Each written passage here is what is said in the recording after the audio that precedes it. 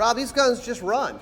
It's amazing how well we've been able to engineer small guns to work. You know, the early days, the Holy Grail was try to make a little 1911 that would function, a little chopped up 1911, and they never did. Yeah. Well, smaller guns are harder because you've got a stronger recoil spring in there. Right. It's a shorter space for the slide to operate. Right. Well, it moves a shorter distance, and not only that, the slide, by virtue of keeping the gun lighter, the slide is now a lighter piece, less mass, makes it open up quicker, and it also makes it move faster forward, which means the springs in the magazines have to be heavier, and the recoil spring has to be heavier to compensate for the loss of mass. Well, it's something that we've noticed lately is some issues with, I guess maybe it's some newer shooters or just whatever, but this has always been the case of the proper way to load, unload, check a semi-automatic pistol, any semi-automatic pistol. Right, any semi-automatic pistol.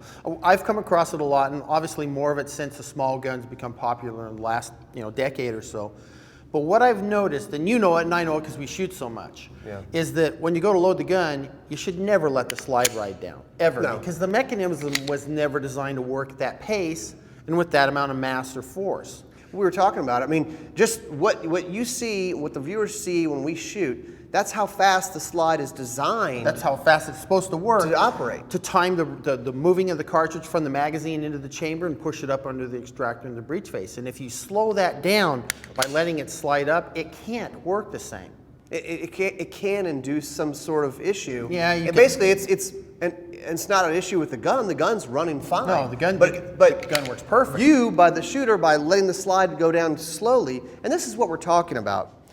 We're talking about if you have a gun and you're trying to load it or unload it, but usually we're talking about loading it here. If you let the slide down slowly like this, you may feel like you're being gentle to the gun, but it's likely to induce some sort of problem. So, there's basically 3 ways to load the gun.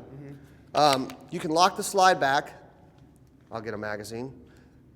Put a magazine in the gun and drop the slide using the slide stop. Right, and that's the way we would prefer it to happen. Usually that's the way the factory approves it. Any one of those methods will feed the round properly because the slide is moving at the right speed. The timing of everything's proper. It's got mass, it's got energy going forward. I think one of the things that might have caused this, when I was raised to handle guns, you never dry fired a Colt single action. Right, you never did that. You didn't, with an auto pistol, you never dropped the slide. It was an issue someone else's gun, right? Or you're just taking a look at someone else's gun. You don't drop the slide, right? It's a matter of respect for someone else's property, right? But there's a difference between letting it down on an empty round and letting it down when you're actually feeding the gun. Right. The slide has got to move quickly. So let's see what we're talking about here. So I've got loaded mag. I put it in. Now, if I load the gun like this, it loads great. Every time. It's going to work every single time. If I take it back, let it up slow. It may not close. It didn't go into battery. Right. Or you could induce a malfunction. Right. If you're trying to do this easy. And that's the worst one. A lot of people, when they do what they call a press check with the gun, is that because the springs are a lot heavier, you're not pulling back a 5-pound spring, you're pulling back a much heavier one. The gun is loaded and they want to check to see if it's loaded. They pull the slide back too far enough that the round starts ejecting and they start picking up the next round in the magazine. And you create a terrible jam. Yeah. So, but this is not something that the gun is doing. This is something that you're doing. Once again, the same as accuracy. It's really not the gun. It's the operator that causes the problem. But once again, and some people will say, well, these little guns have these strong springs. It's hard to operate. And one tip that we like to say, obviously, if you're able to lock the slide back and drop it, that works. That's fine. But one tip is if you can take this hand and push it forward, and this hand comes over the top of the slide like this and pulls it backward. Right. You've got those 2 points of motion that helps. Right. It'll work every time. It will feed every single time. My mom's 80 years old, and she still shoots a 4-inch XD. Really? She can load and unload it. So it's really more about the technique. It's technique. It's not strength. And then once again, it's the fact that the motion you're making is more or less violent.